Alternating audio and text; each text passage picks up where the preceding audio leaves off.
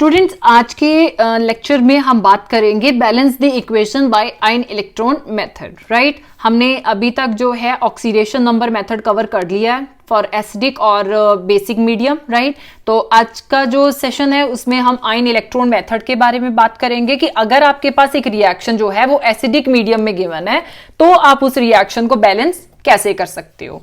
Right, तो उसके लिए अगेन हमारे पास कुछ स्टेप्स हैं, तो हम वो स्टेप्स जो है वो साथ साथ में फॉलो अप करते जाएंगे। So the first step is produce unbalanced equation for the reaction in ionic form. ठीक है, आपका पहला स्टेप ये कह रहा है कि आपको एक अनबैलेंस्ड इक्वेशन जो है वो आयनिक फॉर्म में लिखनी है। ठीक है, तो आप साथ में लिखते जाइए। ये जो है ये हमारे पास एक अनबैलेंस्ड इक्वेशन है। ठीक है, सो Fe2 positive plus Cr2O7 2 negative give rise to Fe3 positive plus Cr3 positive। ठीक है, अब सेकेंड स्टेप में क्या कह रहे हैं, separate the equation into half reactions, oxidation half reaction and reduction half reaction. अब ये जो आपके पास इक्वेशन है, आपको इस इक्वेशन को जो है ऑक्सीडेशन हाफ रिएक्शन में और रिडक्शन हाफ रिएक्शन में सेपरेट करना है। अब कैसे पता चलेगा कि किस पे ऑक्सीडेशन हो रही है और किस पे रिडक्शन हो रही है, उसके लिए हम पहले ऑक्सीडेशन नंबर जो है वो फाइंड आउट करेंगे। ठीक है, तो पहला हमारे पास जो आयन गिवन है दैट इज Fe2 पॉजिटिव। अब Fe2 पॉजिटिव का सिर्फ एक एटम प्रेजेंट है, दैट मींस कि ये जो एटम चार्ज कैरी कर रहा है, ठीक है, यही इसका ऑक्सीडेशन नंबर होगा। सो +2 ऑक्सीडेशन नंबर किसका आ गया, Fe2 पॉजिटिव का। ठीक है, अब आप डाइक्रोमेट आयंस का देख लो, Cr2O7 2 नेगेटिव। अब हमने पहले ही बात की हुई है कि ऑक्सीजन हमेशा ही -2 चार्ज कैरी करता है अनटिल अनलेस उसके साथ कोई ऑक्सीजन जो है उसने पेरोक्साइड आयन ना बनाया हो या फिर कोई फ्लोराइड आयन जो है वो इसके साथ बॉन्ड ना बनाए हो। राइट, और क्रोमियम का मैं X अज्यूम कर लेती हूं। ठीक है, अब मेरे पास 2 एटम है क्रोमियम के, so it will be 2x। ठीक है, -2 × 7, ओवरऑल चार्ज हमारे पास -2 है। ठीक है, तो ये आप सॉल्व कर लोगे, 2x - 14 इक्वल टू -2। ठीक है, ये -14 दूसरी साइड जाके प्लस का हो जाएगा, 2x - 2 + 14 x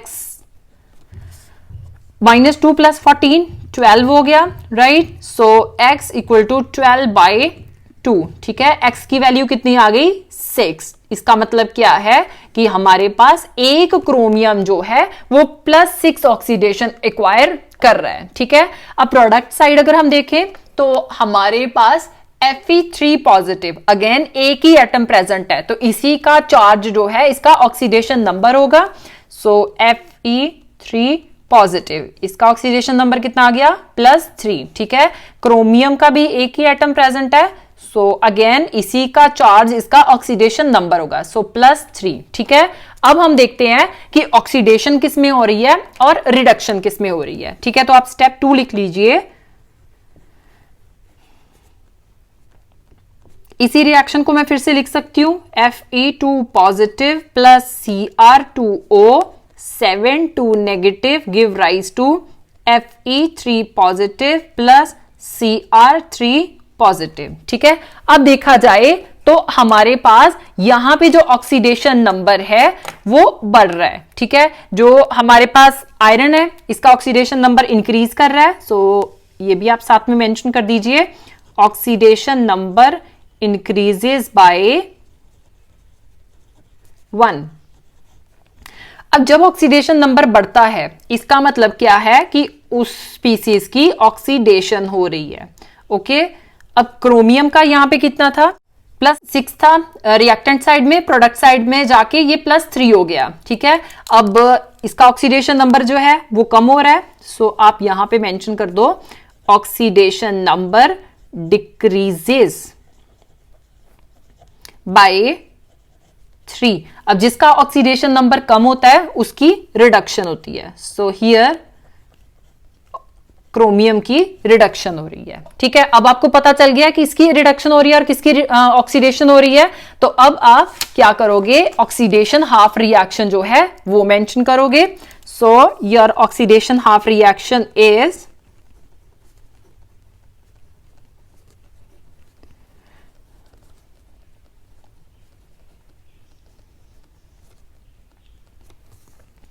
Fe2 positive give rise to Fe3 positive, right? Reduction half reaction.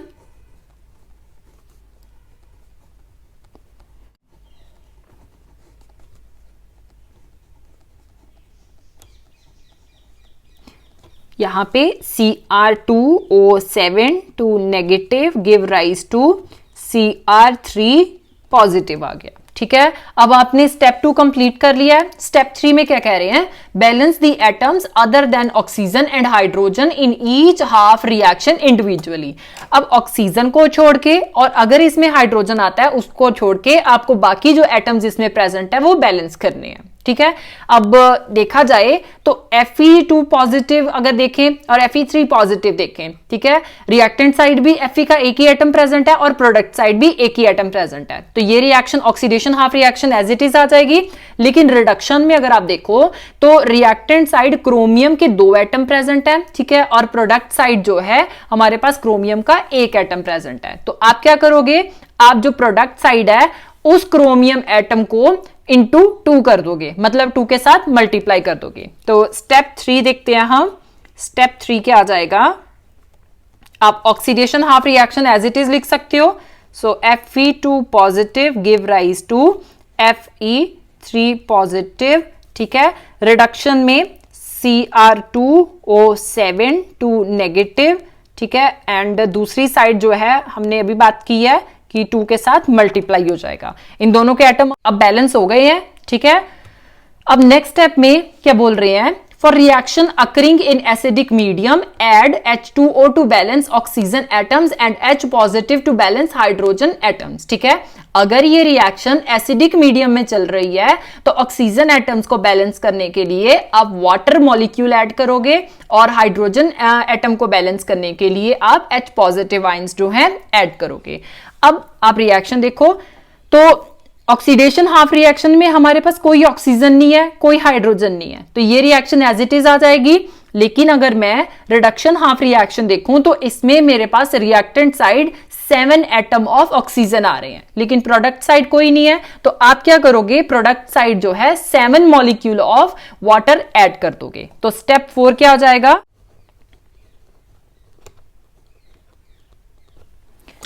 add 7 H2O on product side, ठीक है, ब्रैकेट में आप लिख सकते हो इन रिडक्शन हाफ रिएक्शन, क्योंकि हमारे पास इसमें कोई एटम ऑक्सीजन का प्रेजेंट नहीं है, तो हमने सिर्फ इसी को बैलेंस करना है, तो इसी में हम जो 7 मॉलिक्यूल ऑफ वाटर हैं वो ऐड करेंगे, ठीक है। तो ये रिएक्शन एज इट इज आ जाएगी। So Fe2 positive give rise to Fe3 positive, ठीक है, इसमें आपने वाटर ऐड किया है। So Cr2O7 two negative give rise to 2Cr3 positive plus 7 H2O, ठीक है। अब यहां पे जो ऑक्सीजन है वो बैलेंस हो गई है, इस साइड भी 7 एटम ऑफ ऑक्सीजन है और इस साइड भी 7 into 1 that mean 7 atom of oxygen. लेकिन अगर आप देखो तो प्रोडक्ट साइड अब हमारे पास 14 H एटम्स जो हैं प्रेजेंट है, मतलब कि प्रोडक्ट साइड हमारे पास 14 एटम्स ऑफ हाइड्रोजन आ गए हैं। 7 into 2 14 हो गया। तो हम क्या करेंगे, हम दूसरी साइड में 14 H पॉजिटिव आयंस जो हैं ऐड करेंगे, राइट। सो इसी का स्टेप बी कह सकते हो आप, that will be add 14 H positive ions on reactant side in reduction half reaction, है ना, कि हमारे पास ऑक्सीडेशन हाफ रिएक्शन में तो कुछ था ही नहीं, उसमें तो कुछ ऐड ही नहीं करना है, तो हमने यहां पे 14 H पॉजिटिव आयंस जो है ऐड कर दिए, राइट। सो अब आपकी रिएक्शन क्या हो जाएगी, ऑक्सीडेशन हाफ रिएक्शन आप एज इट इज लिख लोगे साथ में। So Fe2 positive give rise to Fe3 positive, इसमें Cr2O7 2 negative plus 14H positive give rise to 2Cr3 positive plus 7H2O आ गया। डन। अब देखते हैं next step. Step 5 is add electrons to one side of the half reaction to balance the charges. अब आपने क्या करना है, आपने जो चार्ज हैं वो बैलेंस करने हैं, राइट। तो आगे if need be make the number of electrons equal in the two half reactions by multiplying one or both half reactions by appropriate number। ठीक है, आपने जो इलेक्ट्रॉन इसमें ऐड करने हैं उसको एक ऐसे सुटेबल नंबर से आपने मल्टीप्लाई भी करना है ताकि ऑक्सीडेशन हाफ रिएक्शन में जो इलेक्ट्रॉन आ रहे हैं और जो रिडक्शन हाफ रिएक्शन में इलेक्ट्रॉन आ रहे हैं उनको आप इन फ्यूचर कैंसिल कर सको। ठीक है, तो हम पहले ऑक्सीडेशन हाफ रिएक्शन देखते हैं। Fe2 पॉजिटिव मतलब इस पे +2 चार्ज है, ठीक है।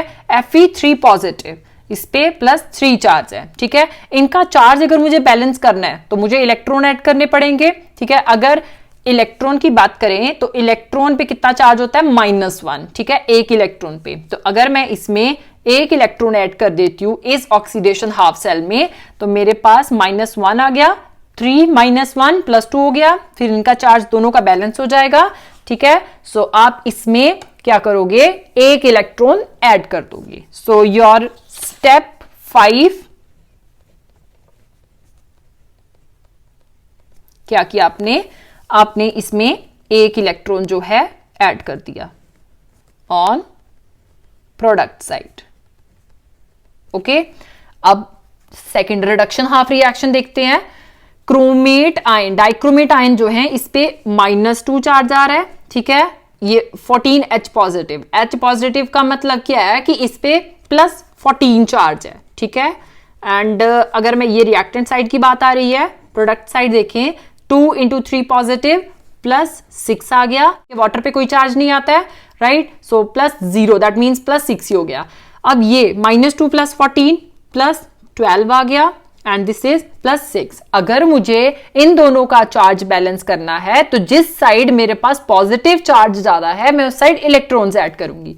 तो अगर मैं रिडक्शन हाफ सेल में 6 इलेक्ट्रॉन ऐड कर देती हूं तो क्या होगा, ये +6 चार्ज आ गया, ये भी +6, मतलब इनका जो रिएक्टेंट एंड प्रोडक्ट का चार्ज है वो बैलेंस हो गया, राइट। सो आप यहां पे +6 इलेक्ट्रॉन ऐड कर दोगे।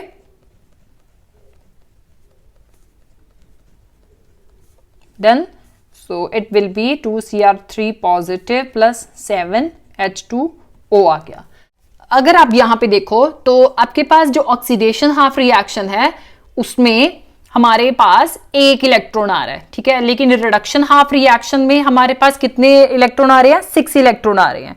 तो हमने इन फ्यूचर इन दोनों को कैंसिल करना है, ठीक है। तो हमें ये जो एक इलेक्ट्रॉन है इसको इक्वल टू 6 करना होगा। तो मैं क्या करूंगी, मैं ऑक्सीडेशन हाफ रिएक्शन को 6 के साथ मल्टीप्लाई कर देती हूं, ठीक है। तो अगर आप स्टेप 5 का ही बी पार्ट आप कह सकते हो, ठीक है, multiply oxidation half reaction by 6, ठीक है। तो ये क्या हो जाएगा, Fe2 positive give rise to Fe3 positive, ठीक है। 6 के साथ मल्टीप्लाई किया तो ये भी 6 Fe2 पॉजिटिव हो गया, ठीक है। यहां पे भी 6 Fe3 पॉजिटिव प्लस 6 इलेक्ट्रॉन आ गया, राइट। नाउ नेक्स्ट जो आपकी रिडक्शन हाफ रिएक्शन है वो आप एज इट इज लिख लोगे, Cr2O7 2 negative plus 14H positive plus 6 electron give rise to 2Cr3 positive plus 7H2O आ गया। डन। अब आपने नेक्स्ट स्टेप क्या देखना है, add the two half reactions to achieve the overall reaction and cancel the electrons on each side, ठीक है। ये जो आपके पास A रिएक्शन आई है और ये जो B रिएक्शन आई है आप इन दोनों को ऐड कर दो। तो स्टेप 6 क्या आ गया, add